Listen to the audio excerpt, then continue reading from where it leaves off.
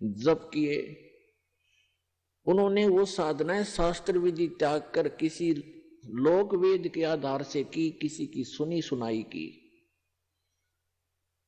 जो श्रीमद् भगवत गीता अध्याय नंबर 16 के श्लोक 23 और 24 के विपरीत है, जिसमें कहा है कि शास्त्र विधि को त्याग कर जो मनमाना आचरण करते हैं उनको न तो कोई सुख होता है और न ही उनकी गति होती है और न ही उनको कोई सिद्धि प्राप्त होती है, अर्थात व्यर्थ, यूजलेस। तो अभी तक हम यूजलेस साधना करते रहे, अब यूजफुल साधना हमारी अब प्रारंभ हो रही है। धन्य हो आप पूरे विश्व के प्राणी जो मानव शरीर प्राप्त हैं, और उनसे भी धन्य है जिनको ये मार्ग स्वीकार हो गया, ये भक्ति विधि मिल गई। तो उन पुण्यात्माओं से में से आप हैं जिनको इस दास से दीक्षा प्राप्त है। आज विश्व का मानव अन्य प्राणियों से भी दुखी है, पशु पक्षियों से भी दुखी है, क्योंकि हमारे पूर्व जन्म के जो पुण्य थे वो अक्षीण हो चुके हैं, क्योंकि हम चौथे युग में जन्मते जन्मते आ चुके हैं। अपने पुण्यों का अभाव कर लिया, अक्षीण कर लिया पुण्यों को, और हमारे पास अब केवल पाप शेष रह रहे हैं। जिस कारण से जैसे पाप और पुण्य ये दो पहलू हैं, पुण्य से सुख होता है, पाप से दुख होता है। हमने सुख की परिभाषा का पता नहीं, आपको हमको अभी तक पता नहीं था, तो हम इसको सुख मान रहे थे। जिसके पास एक बढ़िया कार हो, अच्छी कोठी हो, कोई फैक्ट्री हो, या कोई अच्छी पोस्ट प्राप्त हो, कोई पद बना हो उसका, डॉक्टर, इंजीनियर, आईएएस, आईपीएस या जज, या कोई मंत्री, मुख्यमंत्री, प्रधानमंत्री बनकर बड़ी बड़ी गाड़ियों में चलता हो, तो हमने इस सुख की परिभाषा बस इतना ही ज्ञान था। ये सुख नहीं है, ये तो बाह्य दिखावा है। प्रत्येक प्राणी टेंशन लिए फिरता है, प्रत्येक प्राणी 99% व्यक्ति टेंशन से ग्रस्त है। तो हम इसको सुख मान रहे थे, सुख नाम की कोई वस्तु नहीं इसी किसी ब्रह्मांड में। तो परमात्मा चाहते हैं कि आप यहां से निकलो, इस झूठे सुख को भूलो, इससे परिचित हो जिसको तुम सुख मान बैठे हो। कबीर साहब कहते हैं झूठे सुख को सुख है, ये मान रहा मनमोद, ये सकल चबीना काल का, कुछ मुख में कुछ गोद। यहां सब ये काल का आहार है। इस झूठे सुख को आप सुख मान बैठे हो, ये सुख नहीं है। आज आप जिसको सुख मानते हो उस व्यक्ति के पास सभी सुविधाएं उपलब्ध हैं, अच्छा मंत्री है, मुख्यमंत्री है, सब सुविधाएं हैं, पुत्र भी हैं, पुत्री भी हैं, आगे संतान भी ठीक है। तो इसको हमने सुख मान रखे, और 1 मिनट में मृत्यु हो जाती है, 1 सेकंड के अंदर मृत्यु हो जाती है। फिर वो सुख कहां गया उसका? फिर कहीं गधा बनकर, कुत्ता बनकर गली में खड़ा होगा, खा के ये सुख। तो परमात्मा याद दिलाते हैं कि तन धर सुखिया कोई ना देखा, जो देखा सो दुखिया हो। उदय अस्त की बात करत है मन सबका किया विवेका। शरीरधारी प्राणी यहां इस पृथ्वी लोक के जो कच्चे शरीरधारी प्राणी हैं, कहते परमात्मा कहते मैंने कोई इस पृथ्वी पे सुखी नहीं देखा। और जो उदय अस्त की बात करते हैं, उदय अस्त का अर्थ है चक्रवर्ती राजा, जिसका शासन पूरी पृथ्वी पर हो।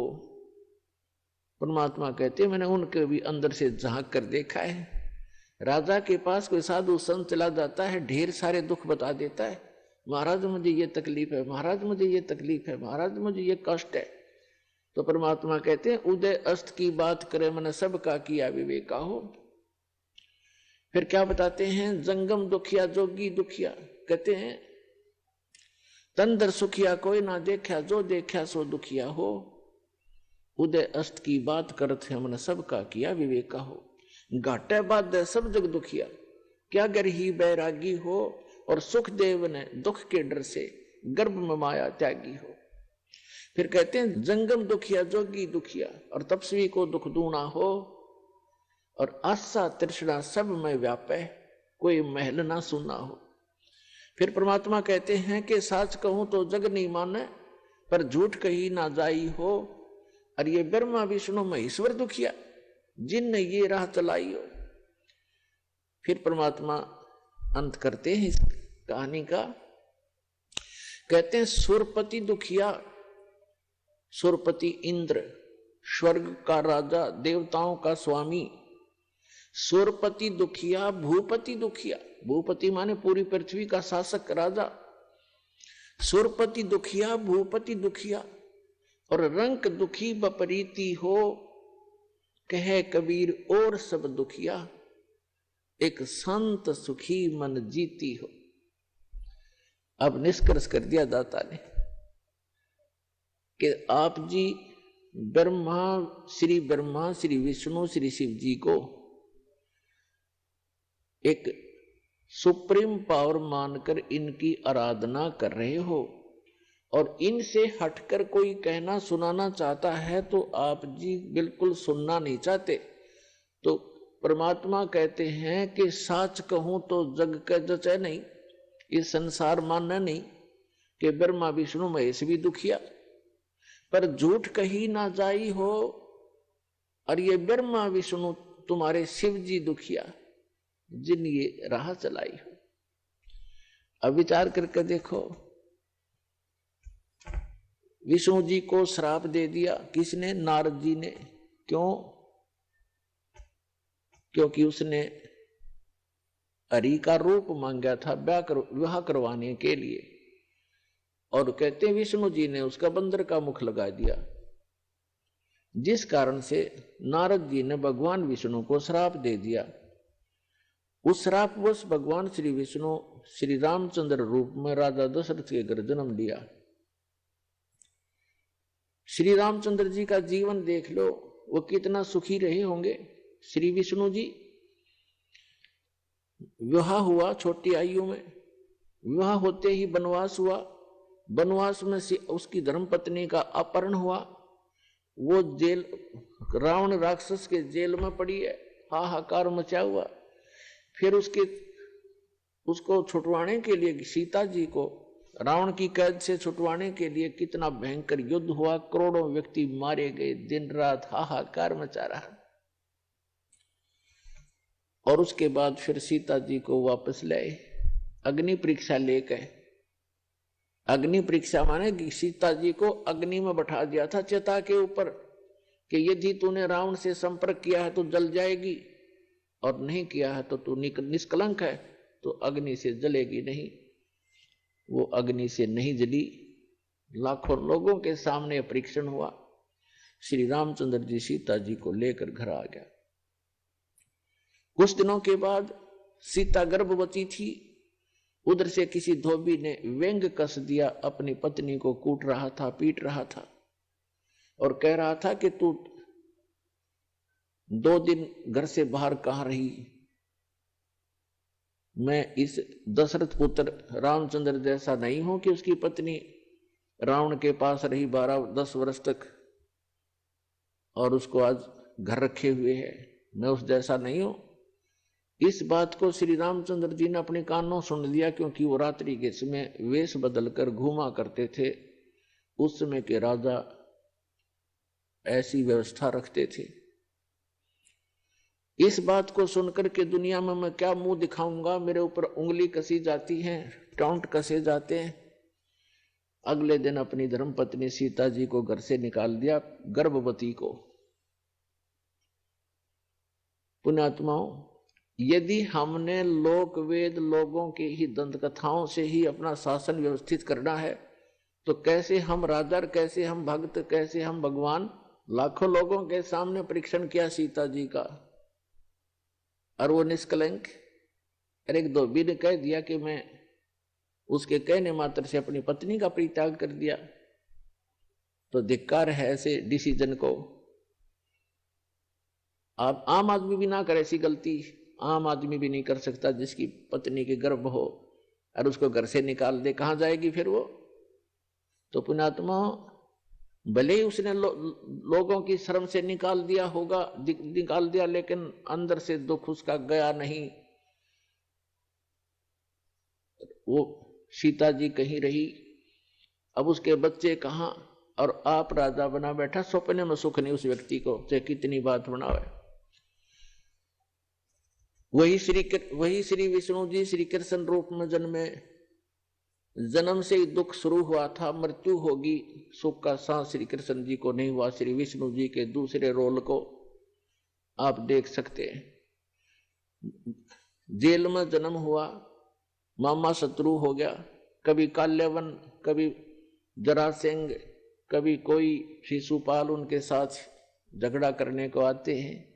फिर जाकर के एकांत स्थान पर अपना स्थान खोजा, द्वारका समुद्र के अंदर, वहां रहे कुछ दिन।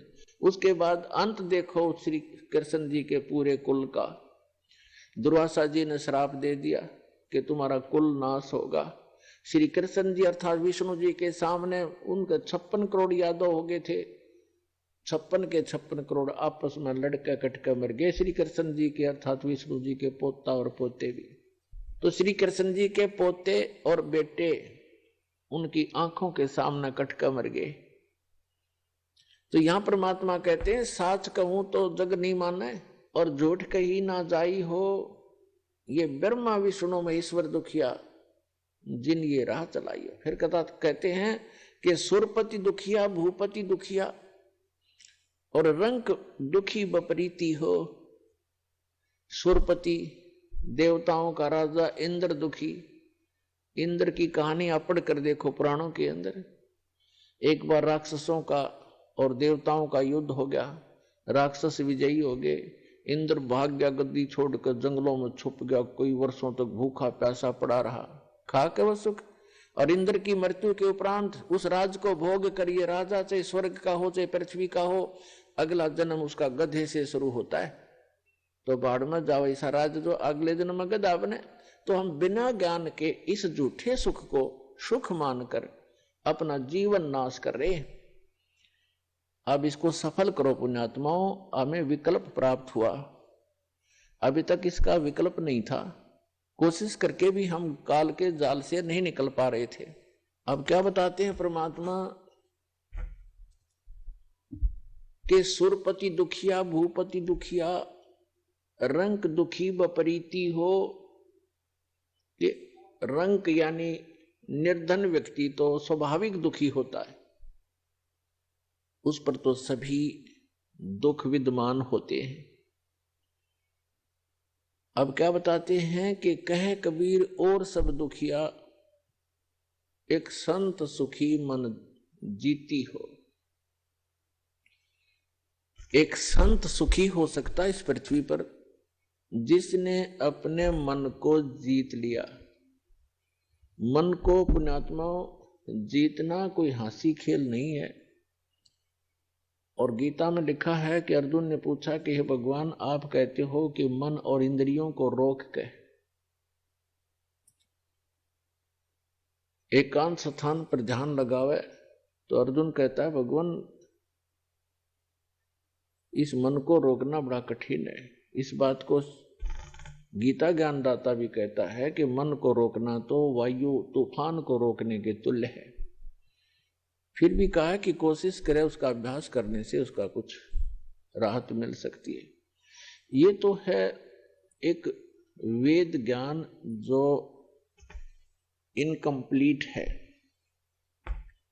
क्योंकि बहुत से ऐसे ऋषि हैं, जैसे एक श्रृंगी नाम के ऋषि थे, उन्होंने इसी आधार से वन में जाकर घोर तपस्या की, हठ योग किया, इसी मन को रोकने के उद्देश्य से। पुण्यात्मा, तत्व ज्ञान न होने से हम मनमुखी साधनाएं और अज्ञान के आधार से ये जीवन नाश करते रहे। जनसाधारण ये सोचा करता था कि बड़े महर्षि हैं, ऋषि हैं और बड़ा कठिन तप कर रहे हैं।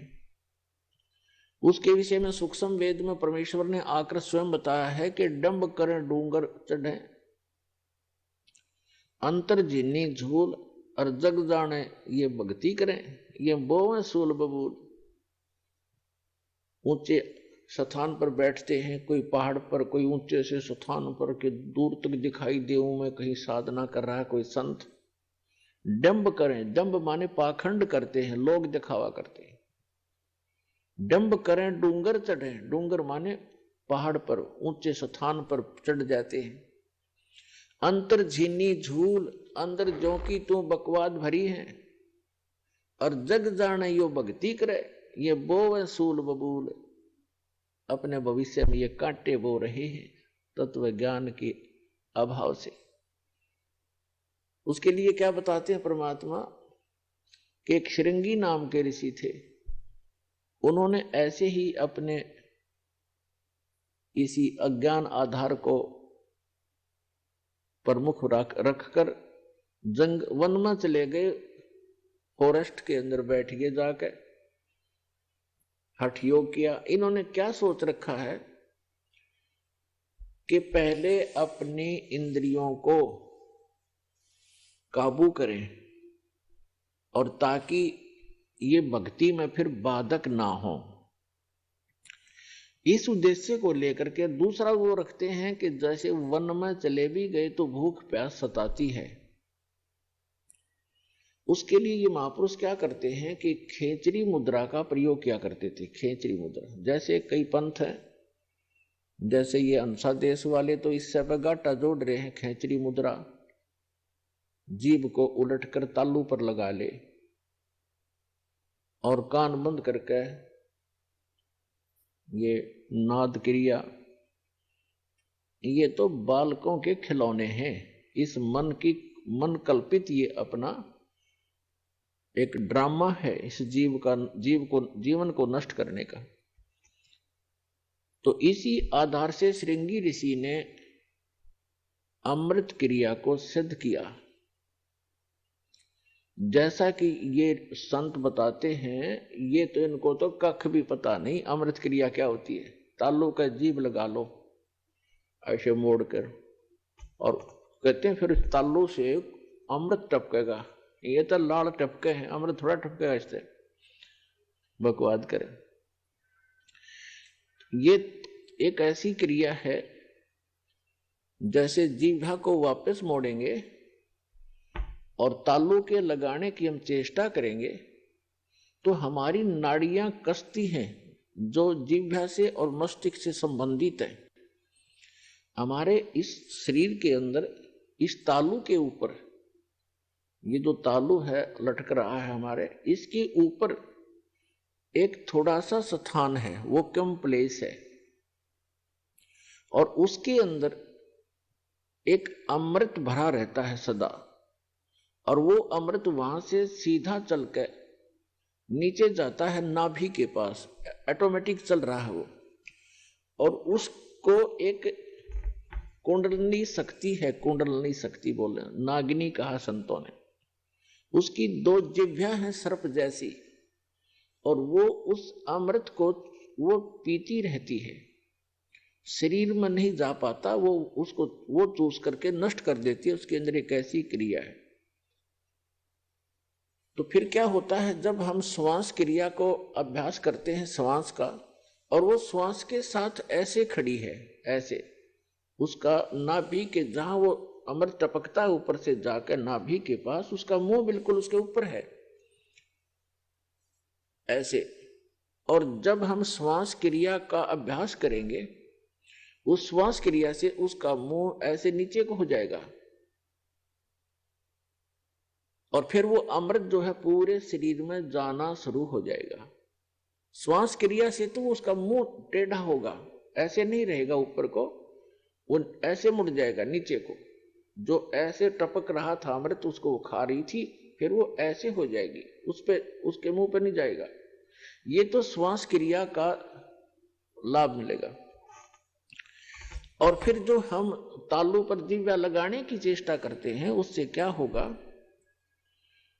कि हमारा जो ऊपर इस तालू के ऊपर एक स्थान है जहां पर ये अमृत भरा रहता है, लिक्विड सा है ये, इसके उसके नीचे वो एक जैसे इसको अर्ध छोटा सा बेर होता है, बेर का फल, बेरी का फल, उसको आधा काट दे, साफ कर दे, इतना सा है वो, ऐसे आधा कटा हुआ, और उसके बिल्कुल नीचे एक वाल है, वाल, और उसके ऊपर एक छोटी सी नाड़ी टिकी हुई है जो उस वाल के सुराख को रोक रही है। तो उस अभ्यास करने से एक तो उसकी वो नीचे को हो जाएगी, नागनी श्वास के जो श्वास क्रिया से तो नागनी का फन नीचे को हो जाएगा, और फिर वो नीचे जाना शुरू होगा, और जिस रास्ते से फिर वो जाएगा वो उस नागनी के हाथ नहीं लगेगा, वो पूरा शरीर में व्याप्त हो जाएगा। एक स्वाभाविक और फ्लो होकर के वो छोटा सा जो अर्ध बेर का, आधे बेर का जितना स्थान समझो खाली, और फ्लो होकर जब जाता है तो वो नागनी के मुंह पर गिरता रहता है। तो अब वो चाहे उस सुराख से जाएगा और चाहे वैसे ऊपर के और फ्लो होकर जाएगा, तो उस कुंडलनी जो नागनी है उसके नाभि के चारों तरफ, नाभि के पास हमारी सभी पूरे शरीर की नाड़ियां इकट्ठी हो जाती हैं, उनका एक ऐसा बंध है वहां पर, उसके ऊपर वो ऐसे लपेटी हुई है जैसे आपने देखा हो वृक्ष के ऊपर बेल होती है पीली सी, तो ऐसे वो लपेटा लगाए रहती है, उसको नाड़ियों में नहीं जाने देती, और ऊपर से जो आता उसको स्वयं चूस लेती है। तो फिर वो नाड़ियों की जकड़ ढीली कर देती है, वो अपने आप मुरझा जाती है, क्योंकि उसको श्वास की क्रिया से वो बंद हो जाती है। और फिर उससे जो हम जिह्वा का अभ्यास करते हैं, तो जो तालु है ऊपर जहाँ सरोवर है, जिसको मान सरोवर कहते हैं शरीर में, जहां पर ये अमृत भरा हुआ है, उसका नीचे का सुराख थोड़ा सा खुल जाता है, उससे फिर अमृत टपकना प्रारंभ करता है। अब कहने का भाव ये है कि ये सारा कुछ भी हो गया, आपकी कुंडलनी शक्ति भी जागृत होगी, और वो नागिनी भी दबगी, नीचे को होगी, और उधर से आपकी अमृत क्रिया भी सिद्ध होगी। फिर अब क्या होगा, उससे क्या होता है कि शरीर के अंदर ज्यादा भोजन आहार की आवश्यकता नहीं रहती, शरीर बगैर खाए भी वर्षों तक रह सकता है, और भक्ति से ही मिली नहीं तो 1-1 लाख वर्ष तक बैठ कर चले गए, फिर गधे की योनि पाई। इन क्रियाओं से क्या लाभ हुआ, जैसे खेत संवार लिया, बा दिया, घास उसका अड़ंगा खत्म कर दिया, और खूब, और बीज बोया नहीं, बीज है नहीं, गेहूं के स्थान पर भांग बोली, यानी सतमंत्र ना जाप करके अन्य मंत्रों का जाप कर लिया, वो भांग बो दी। तो भांग जीवन रक्षक नहीं है, जीवन नाशक है। तो अन्य मंत्रों से सिद्धियां आ गई इन ऋषि महर्षियों के पास, जो इनके जीवन की नाशक बन गई। आम जनता में तो ये ऐसे हो गए जैसे प्रभु पाक के आम, जैसे जनसाधारण के लिए तो ये बहुत बड़ी बात होगी। जैसे अगस्त ऋषि जी ने सारे जीवन में डले डोक है एक सिद्धि प्राप्त की, 7 समुद्रों को एक ही घूंट में पी लिया,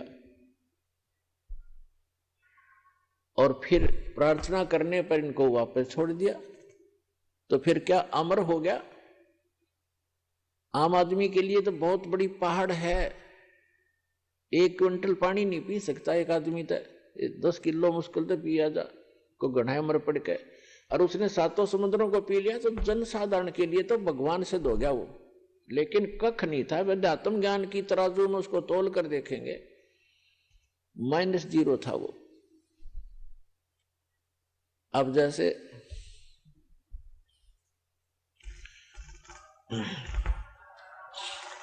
प्रसंग चल रहा है, एक श्रृंगी ऋषि था, उसने ऐसी ये अमृत क्रिया सिद्ध करके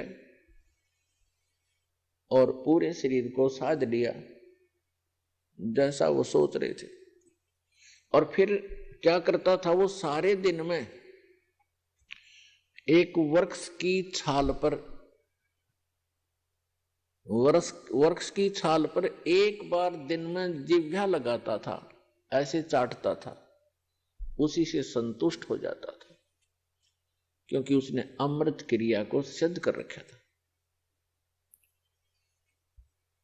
तो उसको इस बात का गर्व हो गया कि अब तूने अपनी इंद्रियों पर काबू पा लिया। वो ऋषि अयोध्या नगरी के पास बाहर बनी में, बाहर जंगल में, वन में, गांव से आधा किलोमीटर की दूरी पर रास्ते के साथ में बैठ गया, वृक्ष की तरफ मुंह करके, और सारा दिन में एक बार वृक्ष के छाल को जिह्वा से चाटे और बस ध्यान मगन रहे। कुछ ही दिनों में आने जाने वालों ने देखा कि एक महापुरुष बैठे हैं, ना खाते हैं, ना पीते हैं, ना सोते हैं और ना उठते हैं। आसपास पूरी नगरी अयोध्या के लिए एक बहुत बड़े जो है अचंभे की बात थी। नगर के लोग देखने जाने लगे, सारा सारा दिन बैठे रहते थे, सारी सारी रात बैठे रहते थे। जब उनको पक्का यकीन हो गया कि सचमुच महापुरुष के ये तो भगवान से मिल चुका है, सारे नगर में तहलका मच गया। राजा दशरथ तक बात गई।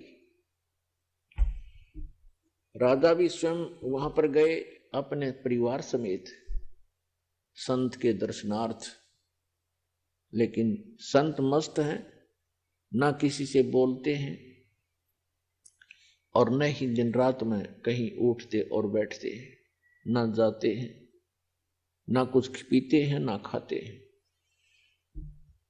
उनके साथ उनकी बेटी भी गई, राजा दशरथ की। श्री रामचंद्र जी और अन्य का जन्म तो बहुत बाद में हुआ है, उसमें उनकी एक पुत्री थी। अब राजा की लड़की प्रतिदिन अपनी नौकरानियों के साथ वहां जाने लगी। उसने किसी वैद्य को बुलाकर पूछा, किसी व्यक्ति से, कि ये ऋषि बात करे तब बात बने, कोई आशीर्वाद प्राप्त करें हम। तो एक वैद्य ने बताया कि जहां ये जिह्वा से चाटता है वहां पर मधु का लेप कर दिया जाए, यानी शहद लगा दिया जाए। अगले दिन उस राजा की लड़की दशरथ की बेटी ने ऐसा ही करवा दिया। जहां वो जिह्वा लगाता था वहां शहद लेप दिया थोड़ा सा। पहले दिन एक बार जिह्वा लगाता था, पहले वो, उस दिन उसने 2-3 बार चाटा, क्यों स्वादिष्ट लगा। अगले दिन तो कुछ ज्यादा लगा दिया तो और ज्यादा चाटा। धीरे धीरे उसका जो है भूख जागृत होगी। फिर उसको खीर ख्यार खिलाने लग गए। कुछ दिन के बाद वो हलवा पूरी खाने लग गया। अपने पिता की आज्ञा लेकर लड़की ने कहा कि ऐसे महापुरुष को पिताजी घर ले चलते हैं। राजा दशरथ ने उनको गुरु धारण कर लिया। श्रृंगी ऋषि युवा थे, अपने घर पर रख लिए और उन्हीं की देख रेख में, उन्हीं की आज्ञा से पुत्र प्राप्ति के लिए एक अनुष्ठान की तैयारी की। और उससे पहले वही श्रृंगी ऋषि दशरथ की पुत्री बेटी को लेकर चंपत हो गया। तो पुण्यात्माओं, परमात्मा कहते हैं, मन के मते न चालियो, ये मन है पक्का दूत, और ले डोबे दरिया में जा हाथ से छूट। विकार मरे मत जानियो, जो भूबल में आग। जैसे ये साधु संत ऋषि वेदों और गीता के अनुसार साधना करके इनको ये भ्रम हो गया था कि हमने विकारों का नाश कर लिया। तो परमात्मा कहते हैं विकार मरे मत जानियो, जैसे अग्नि का अंगारा राख में दबा रखा हो, ऊपर से राख भी ठंडी हो जाती है, ऐसा लगता है जैसे आग खत्म होगी, लेकिन कहते हैं वो राख हटाओगे ना जो उस अंगारे के ऊपर से, वह पहले से ज्यादा धधकती दिखाई देगी आपको। तो यहां परमात्मा कहते हैं विकार मरे मत जानियो, जो भूबल में आगे। अब ये विकार मरेंगे कैसे? वो क्रिया वही है, लेकिन उनके अंदर जैसे श्वास उश्वास की क्रिया क्या चीज है, ये तो एक समझ लो सिरिंज है। सिरिंज में औषधि कौन सी जानी चाहिए, उस औषधि से रोग नाश होता है। सिरिंज के अंदर अन्य औषधि डालकर वैसी ही क्रिया करने से, इंजेक्शन लगाने से रोग नाश नहीं होगा जब तक उस रोग नाश की सही औषधि प्रयोग नहीं की जाएगी। तो अब इस दास के पास वो औषधि है सतनाम की,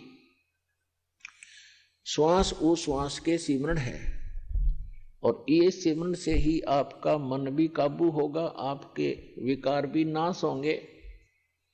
परमात्मा कहते हैं इस शरीर में, इस मानव शरीर के अंदर इतना जो है विकार ग्रस्त है, ये ऐसे ढंग से इसकी कंस्ट्रक्शन है, इसमें ये तो आशा करना ही नहीं कि ये पूर्ण रूप से स्वस्थ हो जाएगा और इसमें कोई विकार नहीं रहेगा। ये तो पैदा ही विकारों से हुआ है।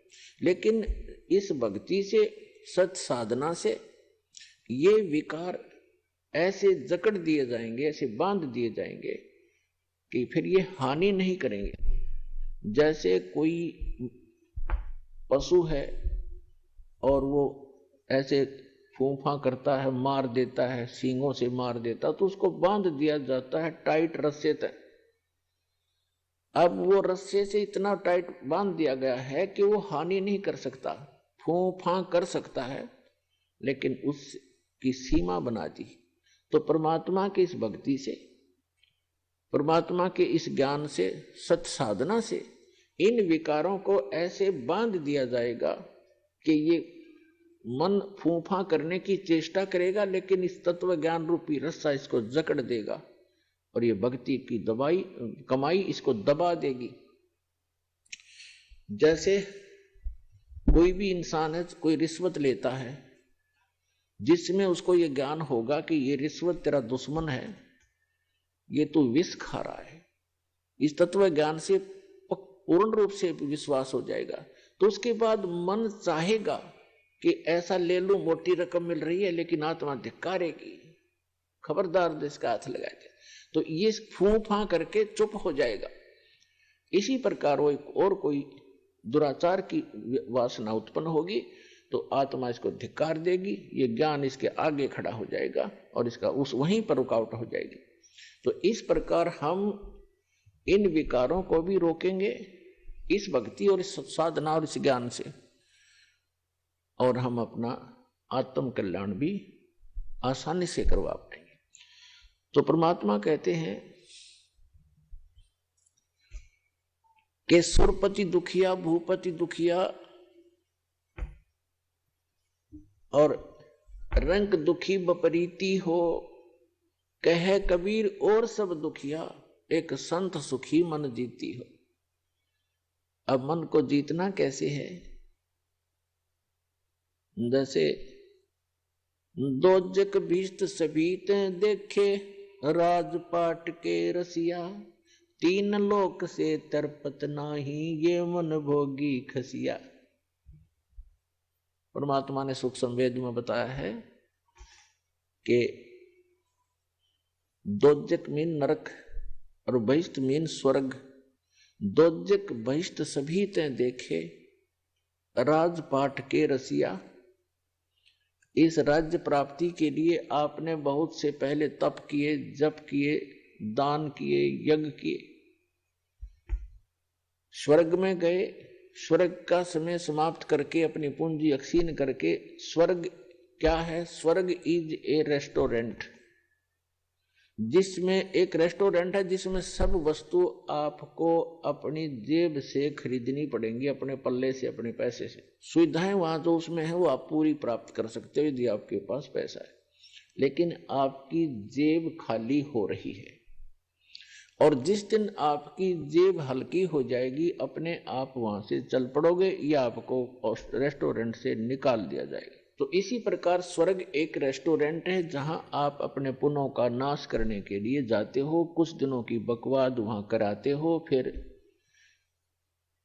नरक में भी जाते हो अपने किए हुए पाप कर्मों के आधार से। जब तक हमें ये सत साधना प्राप्त नहीं होती, सच्चे इस कबीर भगवान की और ये सतनाम की और सार नाम की, जब तक पूर्ण परमात्मा कबीर जी की सत साधना हमें नहीं मिलती, तब तक हम अपने दोनों कर्म भोगने पड़ते हैं, पुण्य भी और पाप भी। अभी तक आपने विधान सुना होगा कि जैसे कर्म करेगा वैसे फल देगा भगवान, बिल्कुल सही है। आपके जैसे कर्म पूर्व जन्म के हैं उनसे आपकी एक जीवन बन गया, किस्मत बना दी। आपके जो संचित कर्मों में से कुछ पुण्य ले लिए, कुछ पाप ले लिए, उस एवरेज से जिसके पुण्य घने हैं और पाप कम हैं, तो उसके पुण्य उसी रेशो से अधिक जीवन में आपको प्राप्त है, और पुण्य भी उसी आधार से और पाप भी उन्हीं की रेशो से। तो आप जी को दोनों भोगने पड़ेंगे। यहां इस प्रारब्ध बोलते हैं इसको, प्रारब्ध यानी जीवन में लिखी हुई किस्मत के जो कर्म हैं, जो संस्कार हैं किस्मत के, उनको प्रारब्ध कर्म बोलते हैं। और प्रारब्ध कर्म को कोई नहीं चेंज कर सकता, ना विष्णु जी कर सकते, ना ब्रह्मा जी कर सकते, ना शिव जी कर सकते, ना ब्रह्म कर सकता, ना परब्रह्म कर सकता। परम अक्षर ब्रह्म कर सकता है। मासा घटे न तिल बधे, विधना लिखे जो लेख, और सच्चा सतगुरु मिटाकर ऊपर मार दे मेघ, यानी फॉरएवर खत्म कर देता है। मासा घटे न तिल बधे, यानी 1 ग्राम भी आपके संस्कार इधर उधर नहीं हो सकते, और ना बढ़ सकते ना कम हो सकते। जो विधाता ने आपके भाग्य में, प्रारब्ध में, किस्मत में लिख दिए, प्रारब्ध माने किस्मत, आपकी किस्मत में जो लिखा हुआ उसमें से ना मासा घट सकता है और ना ही तिल के समान बढ़ सकता है। आपको दोनों भोगने पड़ेंगे जब तक आप परम अक्षर ब्रह्म, उस सत्य पुरुष अल्लाहु अकबर, उस कबीर भगवान की भक्ति नहीं करोगे। उसकी भक्ति कौन सी है? जैसे वैसे तो आप देखते हो कबीर पंथ बहुत चले हुए हैं। कबीर पंथियों की यदि आप कैलकुलेशन करो, टोटल करोगे तो लगभग 20 करोड़ के आसपास कबीर पंथी मिलेंगे आपको, लेकिन वो कबीर पंथी नहीं है, उनके पास यथार्थ भक्ति नहीं है। तो सत्य साधना उस कबीर परमेश्वर की इस दास के अतिरिक्त विश्व में किसी के पास नहीं है, पूर्ण परमात्मा की।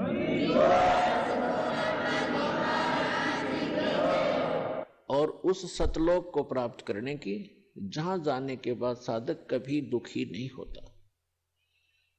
तो जो प्रसंग चल रहा है कि परमात्मा ने बताया है कि जब तक आप इस सत्य साधना को छोड़कर अन्य जो साधनाएं करते हो, तो दोजक मीन नरक और बहिष्ठ मीन स्वर्ग।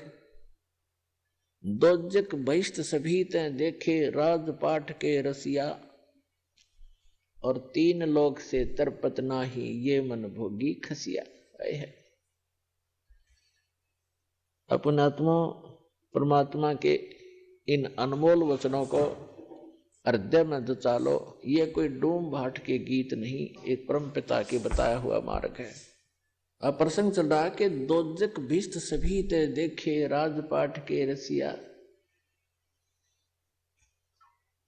आपने अन्य साधनाएं करके आप जी ने स्वर्ग भी प्राप्त किया और नरक भी, दोनों भोग लिए। और 3 लोक से तिरपत नाही ये मन भोगी खसिया। 3 लोक भी यदि इस जीव को दे दे, इस मन की फिर भी तृप्ति नहीं है, सेटिस्फैक्शन नहीं है। क्यों नहीं है? क्योंकि आत्मा को ज्ञान नहीं है और मन एक शैतान है, उस शैतान का एजेंट है, काल का एजेंट है, ब्रह्म का। तो पुण्यात्माओं, 3 लोक से तिरपत नाही ये मन भोगी खसिया। जैसे कोई सरपंच बन जाता है गांव का प्रधान, उसकी फिर नीयत ये रहती है कि चेयरमैन बनूं तो बात बने, क्योंकि सरपंचों के ऊपर चेयरमैन अधिकारी होता है। फिर सोचता है चेयरमैन बनने के बाद कि एमएलए बनूं जब बात बने। एमएलए बनने के बाद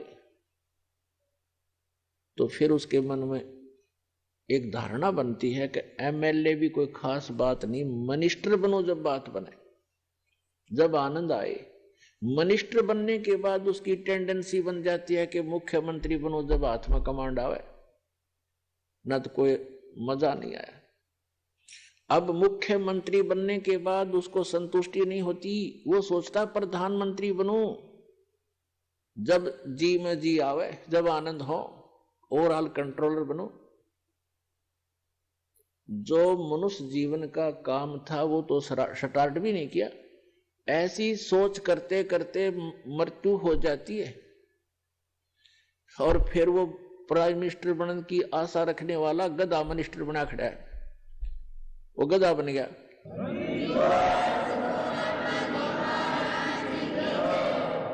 तो पुण्यात्माओं, सौभाग्य आपका, आप जी को ये वचन सुनने को मिल रहे हैं, क्योंकि ये वचन परमात्मा के बताए हुए हैं कि कबीर हरि के नाम बिना राजा रसब हो और माटी लदे कुम्हार के घास न डाले कोई। स्वर्ग का राजा इंद्र या पृथ्वी का राजा भी क्यों ना हो, यदि भक्ति नहीं करता भगवान की, उस पूर्ण परमात्मा की, वो रसब गधे की खच्चर बनेगा, खच्चर। तो पुण्यात्माओं, तो ये ज्ञान परमात्मा ने आके दिया है, इस पर आपने जोर देना पड़ेगा, ये सत्य है। और अन्य साधनाएं जैसे दास बहुत बार बताता है कि जो पूर्व जन्म के प्रारब्ध में, यानी पूर्व जन्म की किस संस्कारों से बनी किस्मत, उसको प्रारब्ध कहते हैं। आपकी किस्मत में आपके पुण्य अधिक हैं तो आपको पुण्यों के आधार से परमात्मा सभी सुख सुविधाएं देता ही रहेगा।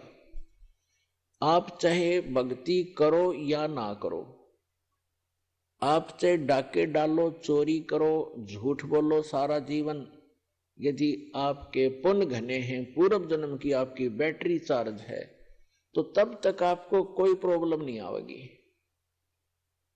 और जो पुण्यात्माएं होती हैं जिनको सर्व सुख है, वो फिर भी कुछ ना कुछ भक्ति अवश्य करते हैं, वो रह ही नहीं सकते भक्ति किए बिना। तो वो जैसी भी साधनाएं परंपरागत प्राप्त होती हैं या किसी से सुनने से या कोई गुरु मार्गदर्शक से प्राप्त करके वो करते हैं, और उनको सुख तो मिल रहा होता है उनके प्रारब्ध से, यानी पूर्व जन्म के संस्कार से बनी किस्मत से। और वो ये सोच रहे होते हैं कि जो गुरु जी ने ये क्रियाएं मुझे बता रखी है, मुझे इनसे लाभ हो रहा है। तो ये उसकी भूल होती है। एक जीवित उदाहरण बताते हैं एक आपको कि एक रोहतक शहर के अंदर एक फाइनेंसर था, फाइनेंसर जो ब्याज पे पैसे देता है। तो इस दास ने प्रारंभ में जब ये शुरू किया, सरकारी नौकरी को त्याग दिया, तो भक्तों ने सोचा कि ज्यादा दुखी हो जाते हैं गुरुजी, गांव गांव में जाते हैं, बसों में जाते हैं, तो तंग हो जाते हैं। एक जीप की व्यवस्था की, उसके लिए फाइनेंस करवाया, उस फाइनेंसर से वहां आने जाने लगे, बैठने लगे, स्वभाव ठीक था। हमारे भक्तों ने उनको समझाने की चेष्टा की, उसके पिताजी को भी कहा, वो भी वहीं बैठता था उसी ऑफिस में। तो उसके पिताजी से कहा कि आप ये ज्ञान समझो, हमारे गुरु जी ऐसे भक्ति बताते हैं, आप ये भक्ति करो। तो वो उनके पिताजी कहने लगे कि भाई आज मेरे घर में जो सुख है शायद किसी को होगा, और मैंने गुरु भी बना रखा है, और हम श्री राम, श्री कृष्ण और श्री शंकर भगवान, श्री विष्णु भगवान और दुर्गा माता आदि की पूजा करते हैं। अरे इन्होंने हमारे सारे ठाठ कर रखे। एक लड़के का तो ये व्यवसाय, वो प्रॉपर्टी डीलर का काम भी करता था, फाइनेंसर का भी काम करता था, खूब बढ़िया काम चल रहा था, अच्छी कोठी बना रखी थी। उसी का एक भाई जज लगा हुआ था, जज, और उसकी पत्नी भी जज लगी हुई थी। तो वो बुजुर्ग कहता है, उनका पिताजी कह रहे हैं कि आज मेरे घर में जो सुख है शायद किसी को होगा। सारी बताई कि एक बेटा तो ये बहुत पैसे कमाता है, हम इसी ने सुख मान रहे हैं। एक बेटा जज लग गया है और बेटे की पत्नी भी जज। तो ठीक है, हमारे भक्त के बोल रहे, इस तक वो सुनने को तैयार भी नहीं, तो चुप करके आ गए। उसने 2-3 महीने के बाद क्या किया कि एक अपने धर्म गुरु से धार्मिक अनुष्ठान घर पे करवाया। उस समय सभी बच्चे छुट्टी लेकर आ गए थे, जज भी आ गया था, फाइनेंसर वहीं था। तो जो उनके गुरुजी ने जो क्रिया करी थी, उसके बचे हुए फूल, जो फूल फाल चढ़ाते हैं, माला डालते हैं, कुछ हवन किया होगा, उसकी राख बच गई थी, उसको जल प्रवाहित करने की आज्ञा दी उसके गुरुजी ने। वो दोनों बेटे, एक जज और एक वो फाइनेंसर, उस राख को लेकर गए। उनका ड्राइवर साथ था गाड़ी में। रोहतक से दिल्ली रोड के ऊपर एक जेएलएन बोल रहे हैं उसको, जवाहरलाल नेहरू कैनाल, बहुत भारा, बड़ी गहरी वहां से चलती है, बह रही थी। उस पे जाके उन दोनों ने पटड़ी पर गाड़ी चढ़ाई, ड्राइवर ने गाड़ी रोकी, दोनों उतर गए। उन्होंने वो जो भी थैला सामग्री थी वो ऐसे खाली कर दी जल में। वो जल में नहीं गई, उस कैनाल के उस नहर की पटड़ी ज्यादा टेढ़ी थी ऐसे, तो ऐसे गिर गई ऊपर ने। तो उन्होंने, एक भाई ने हाथ पकड़ लिया, एक कहने लगा मेरा हाथ पकड़, मैं नीचे जाके इनको जल में सरका देता हूं, बहा देता हूं। तो एक का ऊपर हाथ पकड़े था, वो नीचे जा रहा था भारी, तो वो नीचे वाला भी तगड़ा था, तो उसका पैर रिपट गया क्योंकि काई लगी हुई थी। और साथ में उसका भाई हाथ पकड़ रहा था, वो भी साथ आ गया क्योंकि उसे और मजबूती से पकड़ा, जब गिरने लगा तो वो भी नीचे गिर गया। दोनों उस नहर में गिर कर डूब कर मर गए। तीसरे दिन लाश पाई उनकी। पुण्यात्माओं, परमात्मा कहते हैं कि झूठे सुख को सुख कहे ये मान रहा मनमोद, ये सकल चबीना काल का कुछ मुख में कुछ गोद। अब आज उस बूढ़े के घर में जो कहर था शायद किसी के घर में होगा, जहां वो ये सोच रहा था कि जो सुख आज मुझे शायद किसी को होगा। जब तक हम उस परम पिता की शरण नहीं ग्रहण करेंगे, और जो साधनाएं हम करते हैं उससे हम मान बैठे हैं कि ये साधना से मुझे लाभ हो रहा है, कहां गई उसकी साधना, वो कहर टूट गया उस घर पे। तो पुण्यात्माओं, इसका समाधान केवल एकमात्र कबीर परमात्मा है, और उसकी ये सच साधना जो दास के पास है। इसके अतिरिक्त कोई कबीर साहब का नाम लेकर के अगर आपको कोई जंतर मंत्र बताता है तो व्यर्थ है, यूजलेस है। और ये मंत्र जो दास आपको देता है, ये है वो कारगर मंत्र। और इन मंत्रों को, इस साधना को यदि इस दास से प्राप्त करके कोई नीच व्यक्ति स्वयं बनकर संत इनको आगे दान करता है, तो वो भी महान दुश्मन है इस मानव समाज का, क्योंकि वो अधिकारी नहीं है। अधिकारी के बिना ये मर्यादा इस भगवान की, अधिकारी के बगैर ये मार्ग चलेगा नहीं। आइए अब हम उन श्रद्धालुओं के अनुभव जानते हैं जो जगत गुरु तत्वदर्शी संत रामपाल जी महाराज जी से दीक्षा प्राप्त कर चुके हैं तथा उनके द्वारा बताए गए भक्ति मार्ग पर चल रहे हैं। नमस्कार जी।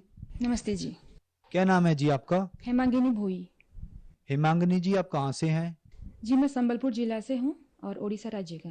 संत रामपाल जी महाराज से नाम दीक्षा आपने कब ली? जी मैं 2012 जनवरी 2 तारीख को नाम दीक्षा मिली संत रामपाल जी महाराज जी से। संत रामपाल जी महाराज से नाम दीक्षा लेने से पहले आप क्या भक्ति साधनाएं करती थी? जी जो आम जो चलती थी घर में, जो सिखाते थे, मम्मी पापा सिखाए थे, ब्रह्मा विष्णु महेश गणेश दुर्गा जी, इनकी भक्ति करती। जब मैं उनसे दुखी हो गई जी थी, फिर मैंने ब्रह्मा कुमारी ज्वाइन कर रखी थी 2011 में। 6 महीने में ब्रह्मा कुमारी की मैं सेंटर जाती थी जी। तो वहाँ पे मैं दुखी हो गई क्योंकि 6 महीने के बाद जो मैं समझ में आया, कंक्लूजन ये मिला दैट की जो ब्रह्मा कुमारी में जो मुरली आती है उसमें ये मुझे पता चला कि हम ब्रह्मा कुमारी में अच्छे गुण भर्ती करेंगे अपने अंदर और हम सत्य युग में जन्म लेंगे। मैं लेकिन मेरा ये एम था कि मैं जन्म मृत्यु से कैसे छुटकारा मिले, मुझे सच्चा परमात्मा का भक्ति कैसे मिले, मेरे यही खोज था। तो फिर मैंने बहुत दुखी हो गई। फिर मैं 6 महीने के बाद डिस्कंटिन्यू कर लिया। फिर मैंने टीवी के जरिए ढूंढने लगी कि कहाँ है परमात्मा के ज्ञान, कहाँ है, कहाँ मिलेगा मुझे मुक्ति, कहाँ मिलेगी। अगर मैं ये ब्रह्मा कुमारी ज्वाइन करती तो फिर मुझे सत्य युग में जन्म लेना पड़ता। फिर मैं क्या की, हर टीवी चैनल में रविशंकर जी हो गए, जितने गुरु रहे सभी का मैंने सत्संग देखा। मुझे ढूंढना ये था कि भक्ति मार्ग सही कौन सा है जो मुझे नहीं मिल रहा है। फिर मुझे परमात्मा की दया से, संत रामपाल जी महाराज जी की दया से उनका मैंने देखा सत्संग, जो कि वो वेद गीता उठा के दिखा रहे थे। फिर मैंने भी मेरे पापा को गिफ्ट मिला था एक गीता, मैं उठा के लाई, जो संत रामपाल जी महाराज जी ज्ञान दे रहे थे, गीता था। तो फिर मैंने टैली किया, वही सही का सही मिला मुझे। गीता अध्याचार का जो भी लिखा है, जो कुछ भी लिखा है ज्ञान, सारा सही का सही पाया। फिर मुझे पता चला कि नहीं, ये तो हर धर्म के निचोड़ दे रहे हैं। हर धर्म, हिंदू मुस्लिम सिख ईसाई, सारे धर्म ग्रंथ जैसे कि बाइबल, गुरु ग्रंथ साहिब और कुरान शरीफ, गीता, वेद, संत रामपाल जी महाराज जी, वो सारा ज्ञान दिखा रहे थे। फिर मेरा विश्वास बढ़ गया। जब मैं टैली करने लगी, सारा निचोड़ दिखाया मैंने, सारा समझ गई मैं कि नहीं, कबीर ही भगवान है, कबीर ही वो अल्लाह परमात्मा है जो संसार सारा उसके पीछे और किसी के कहीं भाग रहे हैं, जबकि परमात्मा है कबीर परमात्मा, जो कि संत रामपाल जी महाराज जी ज्ञान दे रहे हैं। सारा शास्त्र में कुल साधना है। तो मैं इस तरह नाम दीक्षा लेने के लिए मैंने अपने मन ही मन ठान लिया, जब मेरे पास कुछ नहीं था। क्योंकि मैं पापा के घर में रहती थी, क्योंकि 2010 में मेरी शादी हुई थी। तो 2011 के अंदर मेरा एक बच्चा भी पैदा हुआ था, 1-2 दिन जिंदा रहा था, उसका डेथ हो गया। उसके बाद पति का डेथ हो गया था 1 साल के अंदर। फिर मैं दुखी हो गई थी। इसी वजह से मैं इस शरण में ढूंढ रही थी भगवान कहाँ है बोल के। जब मैंने एक किताब देखा, मैं सत्संग सुने, वहाँ पे एक पीली पट्टी थी, पीली पट्टी में नंबर लिखा था। हमने अपने एड्रेस भरा, मम्मी के नाम से, मेरे नाम से, भाई के नाम से, मैंने 4 एड्रेस मैंने भरा था। तो उसमें तब 2011 की बात है, तब आई थी किताब भक्ति सौदागर का संदेश। उस किताब को पढ़ के मुझे ये पता चला कि नामदान कुछ चीज है, नामदान कुछ लेना पड़ेगा। फिर मैंने ठान लिया कि नहीं, मुझे जाना है बरवाला, वहां से मुझे नाम लेना है। फिर संत रामपाल जी महाराज की दया हुई जॉब मिलने के बाद, और फिर मैंने पापा को दिया था, पापा टिकट कटा लो और चलेंगे नाम लेने के लिए। बरवाला जाके हमने संत रामपाल जी महाराज से नाम दीक्षा लिए। संत रामपाल जी महाराज से नाम दीक्षा लेने के बाद क्या आपको कोई लाभ भी मिले? जी, संत रामपाल जी महाराज जी से नाम लेके हमको विशेष बहुत लाभ मिला। मानसिक तरीके से, फाइनेंशियली कंडीशन सारा ठीक हो गया। और मेरी जितनी बीमारी थी, मैं सिकल सेल की बीमारी हूँ, मैं बचपन से, मुझे खून चढ़ता था, हर साल में 1-2 बार चढ़ जाता था। और मेरे ये सिकल सेल में जो प्रॉब्लम होता है, जैसे कि ये कुहनी में गठिया जितना होता है सब दर्द होता है, और जो बंदा रहता है चल नहीं पाता है, काम कोई कुछ कर नहीं पाता है। जैसे कि मैं थी बहुत बीमार थी पहले। संत रामपाल जी महाराज जी की दया से जो सिकल सेल की बीमारी थी मेरी, तो पहले क्या होता था, गठिया बाद जितना भी मुझे दर्द होता था सारा कुछ, और मेरे ब्लड चढ़ता था, हर साल में 1-2 बार चढ़ता था ब्लड, वो सारा कुछ बंद हो गया। उसने, डॉक्टर ने बोल रखा था कि आजीवन ये आपको दवाई खानी पड़ेगी, अगर जरूरत पड़ी तो आपको ब्लड भी चढ़ेगा। ये लाइलाज बीमारी है, और संत रामपाल जी महाराज जी की दया से अब मैं स्वस्थ हूँ और एक नॉर्मल